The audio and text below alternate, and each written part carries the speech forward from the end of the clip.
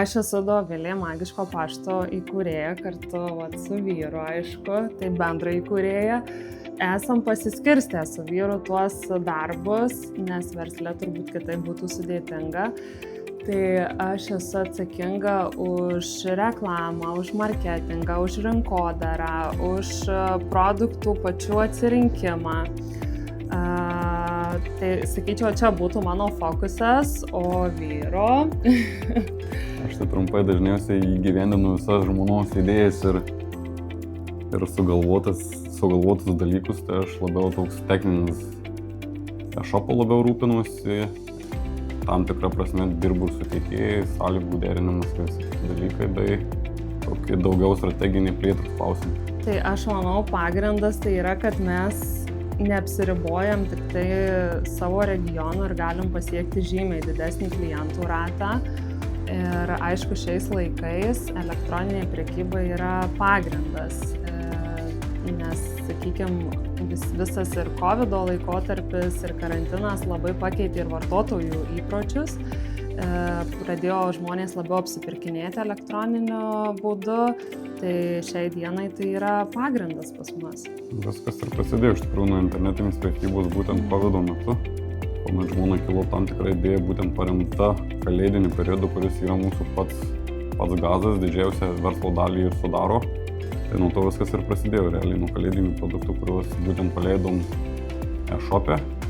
Ir tik paskui atsirado fiziniai produktai, kada sugalvom tiesiog tokį kaip tašką sukurti būtent mūsų miestiečiams, kuriame galėtų būtent ateiti mamos ir vaikai apsipirkti.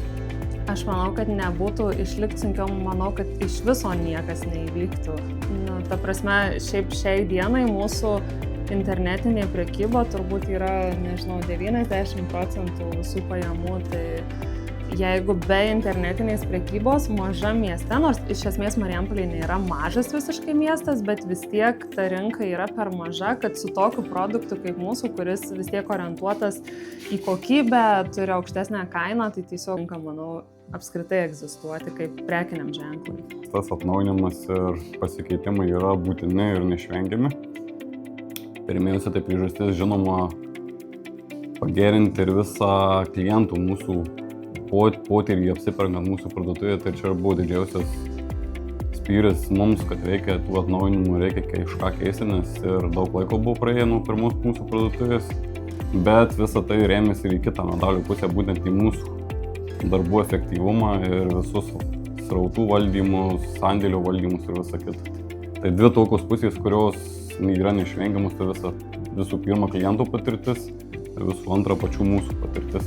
Aš manau, kad šiai dienai, kada internetiniai prekyboje konkurencija tokia didelė, tai labai svarbu į brandą, į prekinį ženklą įvesti ir žmogų, kad už jo matytųsi, kad tai nėra tik tai brandas, bet yra ir žmonės. Tai ką aš pati darau, tai labai daug ir socialiniuose tinkluose ir kituose kanaluose rodau ir pati save, rodau užkulisius, kaip mes dirbam, kaip pakuojam siuntas, kaip gaunam prekes, kokie mūsų iššūkiai ir panašiai. Ir žmonėm labai tas yra įdomu ir jie tada jaučia, kad perka ne iš tiesiog parduotuvės, bet, kaip sako, perka žmogus iš žmogaus.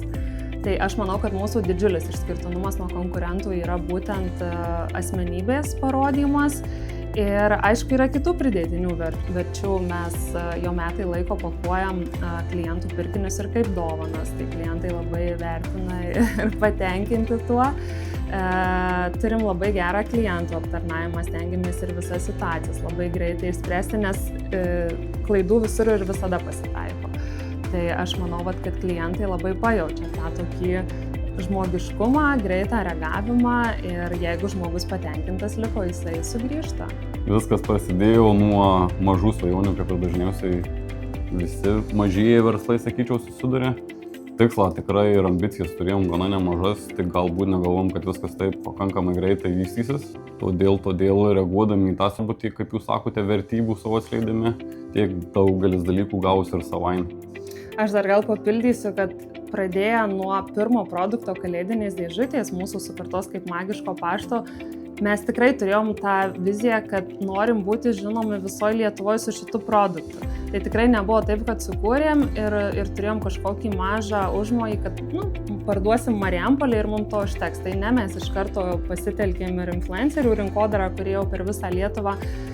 Tai tikrai buvo ta ambicija, bet kaip ir vyras sako, turbūt visa kita, kaip brando visas įvaizdis ir žinomumas Lietuvoje, tai turbūt atėjo tiesiog natūraliai su eiga ir dabar aišku jau ambicijos auga, kai matai, kad gali augti. Ir šiuo metu viskas jau paremta ne tik Lietuva, startavom ir į užsienio rinkas, pradėjom nuo kaimininių šalių, tačiau ambicijos tikrai su tuo nesustos ir planas įsiplėsti globaliai išvis per visą pasaulį. Ir šitą papildant tą temą apie internetinę prekybą, tai būtent internetinė prekyba ir leidžia mums neapsiriboti net ir Lietuvą, o tiesiog eiti globaliai. Aš tai turbūt sakyčiau, ką ir pati matau iš kitų, kurie turi kažkokią idėją, bet nedrįsta pradėti, tai dauguma laukia, kol tobulai ištobulins ar produktą, ar ten savo e-shopą, ar dar kažką. Tai aš siūlyčiau nelaukti, pradėti ir eigoje tobulinti, nes kartais būna taip, kad galvoji, kad tavo produktas tobulas, jis veiks, tobulini, paleidi ir niekas jo neperka. Tai tiesiog negaišti to laiko, pasileisti, žiūrėti, kaip sekasi ir tada eigoje daryti pakeitimus pagal rinkos poreikius ir panašiai.